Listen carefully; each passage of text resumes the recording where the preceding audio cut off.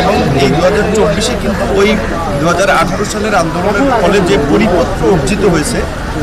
প্রথম এবং দ্বিতীয় শ্রেণীর চাকরিতে কোটা বাতিল করে সেইটা যখন আদালতের মাধ্যমে ফিরিয়ে আনার ব্যবস্থা করা এটাকে কোটা সংস্কার আন্দোলন থেকেই কিন্তু রাষ্ট্র সংস্কার এবং এক দফার আন্দোলন যেই ঘোষণাপত্রের খসড়াটি আমরা পেয়েছি সেখানে 2018 সালের সংস্কার আন্দোলনের বিষয়ের লেখা কোনো লাইন আমাদের চোখে পড়েনি। এখানে শুধুমাত্র বৈষম্য বিরোধী আন্দোলনটাকেই হাইলাইটস করা হয়েছে মনে হচ্ছে। অবশ্যই বৈষম্য বিরোধী আন্দোলন একটা টার্নিং পয়েন্ট, কিন্তু এই বৈষম্য বিরোধী আন্দোলনের আগে এবং পরে যে ব্যাকগ্রাউন্ড তৈরি হয়েছে সেটাকে কিন্তু আমরা অস্বীকার করতে পারি না। 2018 সালের কোটা সংস্কার আন্দোলনের পাশাপাশি গত 1.5 দশকের যে ফ্যাসিবাদের বিরুদ্ধে ধারাবাহিক লড়াই সংগ্রাম